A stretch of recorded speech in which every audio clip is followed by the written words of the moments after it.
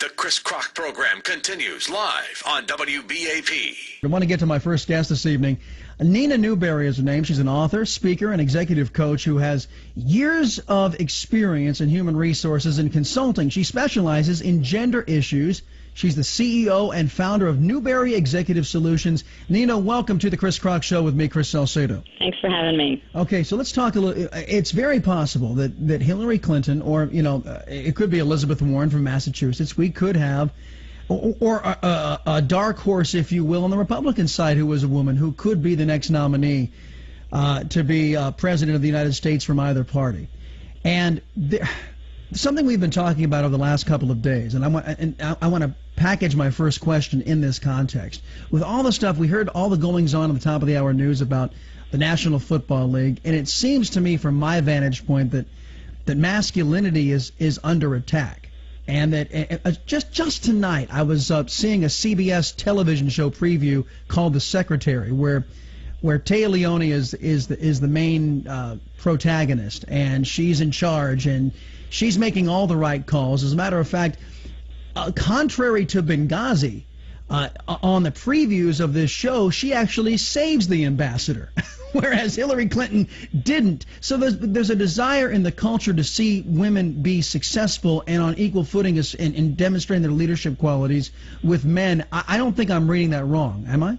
I think there is definitely evidence that shows that women can be very effective leaders. There's a lot of research out there that when you look at the competencies that they have and rate men versus women, clearly there are many where women rate much higher, and the higher up you go in the ranks and leadership, it proves that even further, an even bigger gap.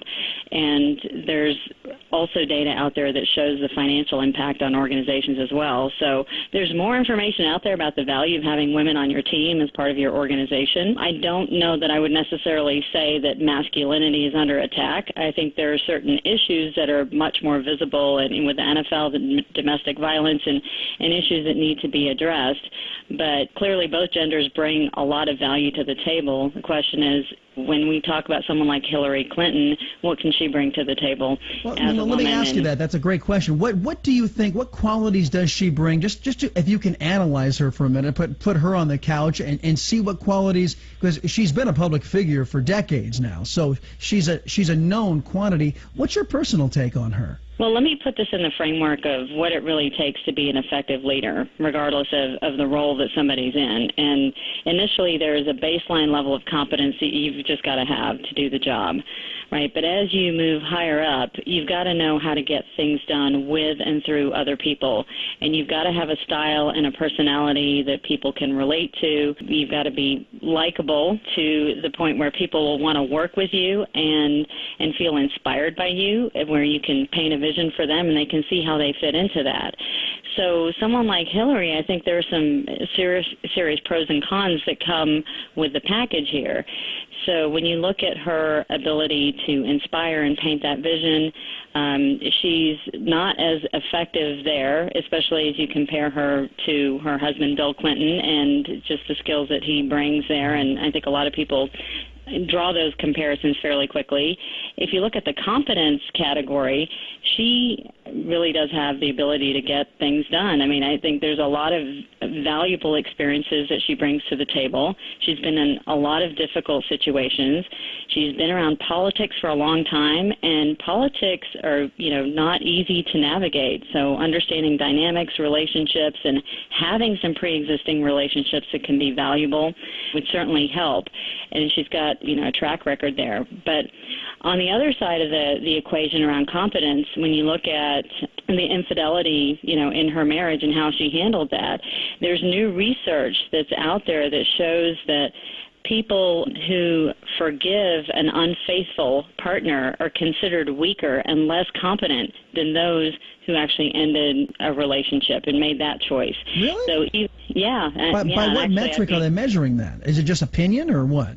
They actually did some polling to look at just the number of women voters who had actually said that they wouldn't vote for Hillary because of how she handled the infidelity. And so that led them to do some additional research around just different scenarios. So if someone ended the relationship, how would they be viewed? If someone actually, forgave the person, how would that be viewed? So even though maturity and forgiveness matter and they're valued, people still expect leaders to address the power and status inequity that's created by something like infidelity. So I'm happy to post a link to this study on my Twitter feeds. Newberry Coach is the Twitter handle. Newberry Coach, at Newberry Coach, correct? Yep. All right, well, by the way, Neena Newberry is who I'm talking with. She's an author and a speaker, executive coach, specializes in gender issues, the CEO and founder of Newberry Executive Solutions.